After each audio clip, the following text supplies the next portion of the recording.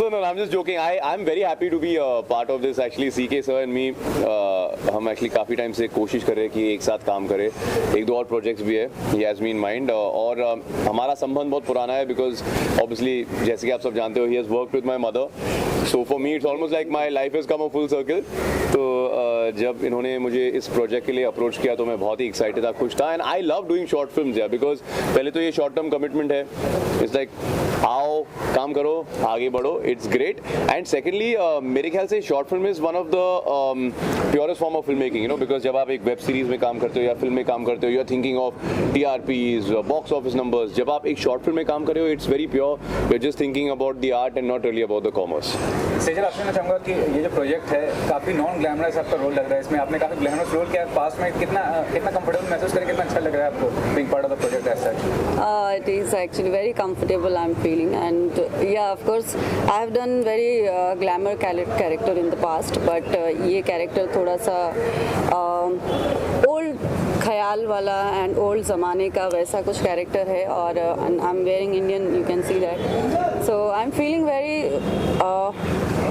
Nice and happy to be a part of this project. Tanuj, OTT पे भी आपने काफ़ी अच्छा काम किया है. वो मतलब क्या करेंगे, ये जो प्लेटफॉर्म है OTT प्लेटफॉर्म है, शॉर्ट फिल्म आज के दौर में बहुत ज़्यादा पावरफुल हो गया है. तो what to comment on the platform? I feel ये जिस तरीके से हम अपना एंटरटेनमेंट कंज्यूम करते हैं पिछले 4-5 सालों में, it has been rapidly changing. And of course pandemic की वजह से it got accelerated even further, because almost 1.5 या 2 साल तक we were not able to go to the theatre. अभी सिनेमाज तो रिसेंटली खुले हैं, right. And I just feel कि कई ऐसे सब्जेक्ट्स है या ऐसी माउंटिंग है एक प्रोजेक्ट की जो एक बिग स्क्रीन एक्सपीरियंस के लिए बना गया है. And there certain projects which are great कि आप आराम से घर पे बैठो, चिल मारो and watch it in the comfort of your home, you know. So I think बहुत इंपॉर्टेंट है फिल्म मेकर्स के लिए, प्रोड्यूसर्स के लिए एंड ऑफ कोर्स एक्टर्स के लिए.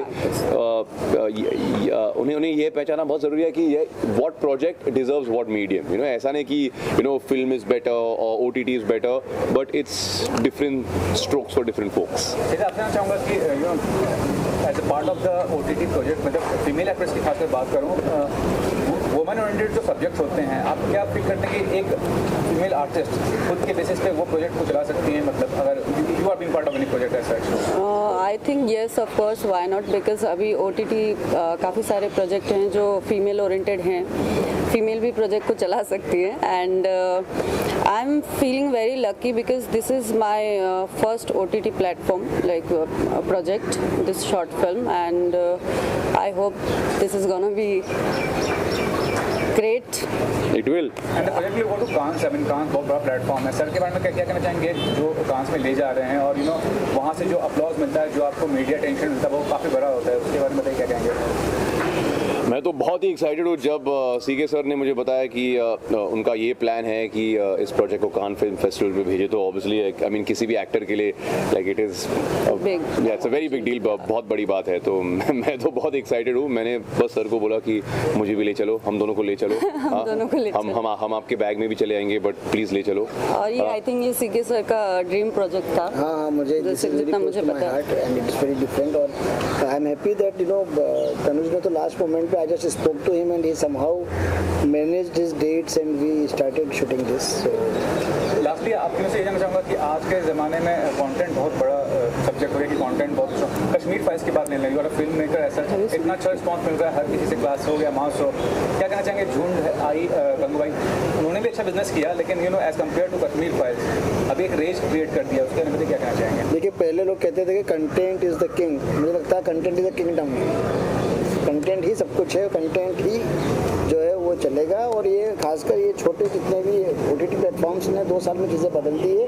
अब एवरीथिंग इज़ लाइक, पहले जो है वो बड़े स्टार और फिल्म के स्टार, अब ऐसा कुछ नहीं. Even in Hollywood no they are making only this Marvel and Disney films are bigger for the theatre. बाकी तो सब कुछ जो है वो अब OTT प्लेटफॉर्म पे आ चुका है. What do you have to say as an artist, I mean, about the content you can tell us? I completely agree with sir कि content is not just king, content is the kingdom these days. और you know पहले 90s में 2000s में अगर आप देते तो star power के बलबूते फिल्म्स चल जाते थे. बट आज इफ़ द ऑडियंस फील्स कि यार कहानी तो है नहीं इस पिक्चर में, तो वो लोग नहीं आएंगे. And even if it's a small film, पहले तो मैं मानता नहीं कि कोई बड़ी या कोई छोटी पिक्चर है. आई मीन बजट तो अलग बात है, but it depends on what the idea behind the film is. So I feel cinema अच्छा है, मतलब बड़ा या छोटा होता ही नहीं. सिनेमा अच्छा है बुरा हो सकता है, सिनेमा बड़ा या छोटा हो ही नहीं सकता. Exactly. And for actor, actually, it's a good opportunity. मतलब everyone is working nowadays because of OTT only and content. So जी. And one more thing, I mean, your mother is a fabulous actress. I mean, क्या कहना चाहिए being in a star son? कितना आसान या मुश्किल होता है? You have to create a name for yourself and Yeah. a big expectation. Firstly, thank you for complimenting my mother. I feel कि I mean पहले तो I don't like this whole tag of star son and all. In fact कई सालों तक लोग शायद मुझे पहचानते भी नहीं थे, because obviously my mother's maiden surname is Agnihotri, मेरा surname मिरवानी है, जो डैड का surname है.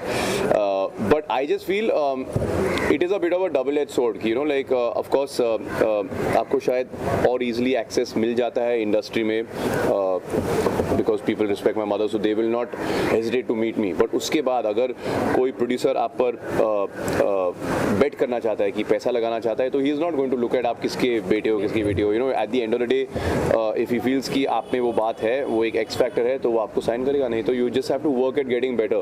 I have not had the best of starts in the industry. Then धीरे-धीरे करके I think I found myself again on the OTT space. I forgot everything I learned initially, and I said, okay, junior KG से फिर से start करेंगे, and then slowly and surely, you know, you head in the direction that you want to. And what about next project? I mean, are you working on it right now and decided looking for some projects? Yeah, so I mean, I have the third season of Abhay coming out on Z5. It's going to be out on the 8th of April. उसके बाद we'll have the second season of Codem. Then I'm doing this one show with KK Menon, which I'm really excited. It's called Murshid. Got a film with Vijay Raz called Johnny Jumper. I'm currently working on a Dharma film, and yeah, we got a couple of other things. So yeah, let's see how it goes. Sejal, what about you? Are you working on any project besides? yeah, I'm working for Z5, and again, he's a web series called Fashion Street, and maybe many more. Yeah. Thank you guys.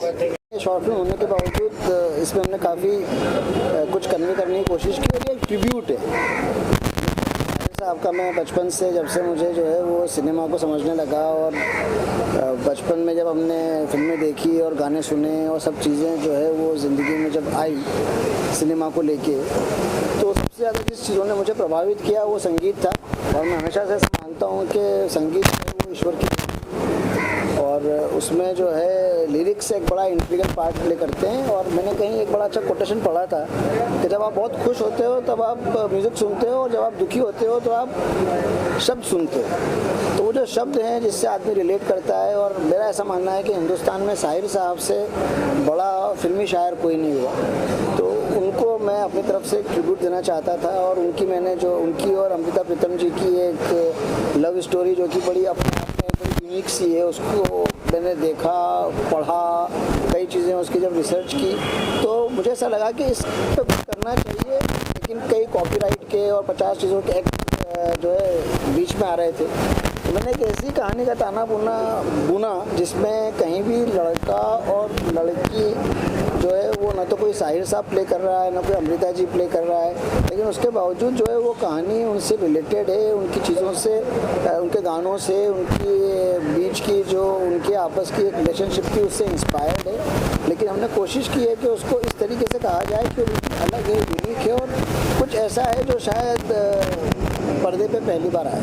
ये भी कहना चाहूँगा कि dance में भेजने का है आपको ये प्लान, क्या कहना चाहिए वो कितना बड़ा आप अचीवमेंट मानते हैं कि डांस से देखिए, मैंने इसके पहले फिल्म की 6X के मैं कांस फेस्टिवल में मैंने कॉम्पिटिशन कैटेगरी में भी डाला था, बाद में उसको शोकेस भी किया था. और जब मैं वहाँ गया, उसके पहले मैंने सारी की सारी फिल्में प्योर कमर्शियल सिनेमा बनाया था. लेकिन वो कांस फेस्टिवल का मेरा एक एक्सपीरियंस, और उसके बाद मैंने कई बार जो है वो 4 बार और कांस में गया.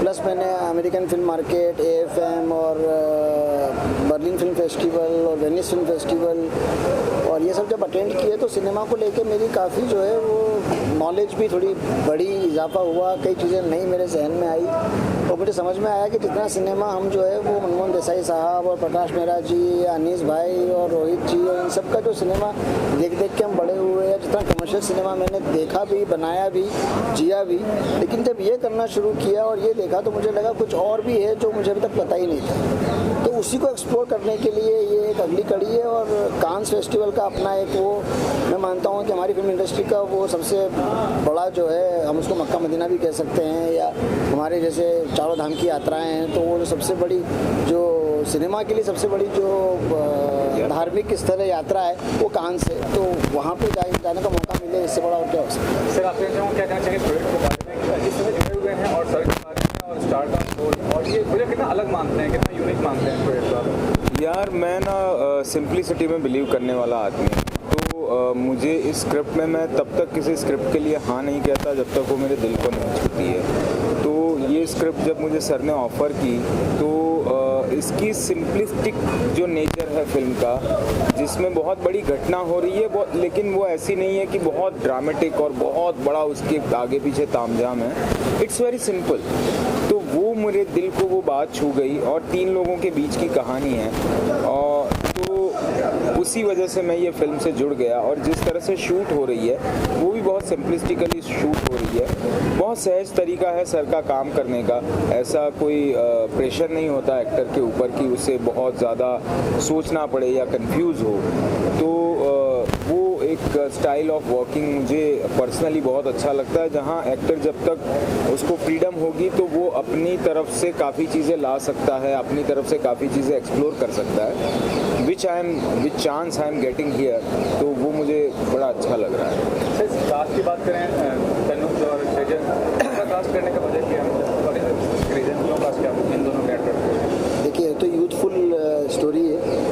हम बात जो है वो साहिर साहब और अमृता प्रीतम जी की और 70s की और 80s की और 60s की कर रहे हैं, लेकिन कहानी आज के परिप्रेक्ष्य में है, आज के लड़का, आज का लड़की, और साथ में जो है वो हेमंत जी जो है वो रज़ा साहब जो हैं वो भी मतलब हमने कहीं किसी चीज़ में कोई ये नहीं कोशिश की है कोई बहुत ज़्यादा जो है वो एजेड लगे, हैवी लगे, बातें बहुत हल्के तरीके से कहने की कोशिश की है। आज की यूथ ओरिएंटेड स्टार कास्ट चाहिए थी और वो हैं। हेमंत जी भी इन दिनों जो है, और ये आजकल OTT फ्रेंडली ज़माना है। एक टाइम था 2 साल पहले, कोविड के पहले, के सिनेमा सब कुछ जो है वो पर्दे वाला होता था, बट ये काफ़ी चीज़ें चेंज हुई है और आजकल ऑडियंस जितना OTT फ्रेंडली हो गई है, जितने वो हमारे आज के एक्टर हैं जो OTT पे दिख रहे हैं, उनसे ज़्यादा रिलेट करती है। तो मुझे लगा कि इनके साथ अगर ये बनाया जाएगा तो लोग ज़्यादा इसको रिलेट करेंगे। वैसे भी ये जो है वो कोई सिनेमा हॉल के लिए फिल्म नहीं है, ये उसी प्लेटफॉर्म के लिए है जहाँ के ये सब लोग हमारे एक्टर लोग हैं। लास्टली जानना चाहूँगा कि कहने को तो शॉर्ट फिल्म होता है, लेकिन शॉर्ट फिल्म को मीडिया में आप कितना स्ट्रॉन्ग मानते हैं, क्योंकि फिल्म फेयर में भी शॉर्ट फिल्म कैटेगरी को अवॉइड किया जा रहा है और बजट के हिसाब से देखा जाए तो बजट भी कम नहीं रहते हैं शॉर्ट फिल्म, तो वो बताइए वो कितनी बड़ी बात है? देखिए, शॉर्ट फिल्म सिर्फ एक टर्म है। शॉर्ट फिल्म कोई, देखिए, कहानी खुद बोलती है कि उसको कैसे शूट किया जाए। कई बार आप क्या करते हो कि किसी फिल्म को ज़बरदस्ती इलॉबरेट करते हो, कुछ सब प्लॉट डालते हो, उसको ख़राब कर देते हो। और कोई चीज़ अगर इतने में समझ में आ रही है तो उसको उतने में कहना चाहिए। तो मुझे लगता है कि ये अपने आप में एक मुकम्मल चीज़ है। शॉर्ट फिल्म को सिर्फ ये कहना कि ये शॉर्ट फिल्म है या वो फीचर फिल्म फुल लेंथ, अगर बड़ी फिल्म की रिक्वायरमेंट होगी, कहानी इतना कुछ मांगती होगी तो वैसे करेंगे। बाकी I think this is a totally complete film. Short film सिर्फ इसका नाम आप एक टर्म यूज़ कर सकते हो, एक मेटाफर है, but basically it's full film. और एक बात और ऐड करना चाहता हूँ कि बजट मतलब एक बड़ी से बड़ी फिल्म भी सस्ते में बन सकती है लेंथ वाइज, और एक छोटी से छोटी फिल्म भी बहुत खर्चा करके बनाया जा सकता है। सो आई डोंट थिंक कि ऐसा कुछ है कि शॉर्ट फिल्म है तो उसका बजट कम होगा, ज़रूरी नहीं है। वो छोटी फिल्म का बजट बड़ा भी हो सकता है और बड़ी फिल्म का बजट छोटा भी हो सकता है।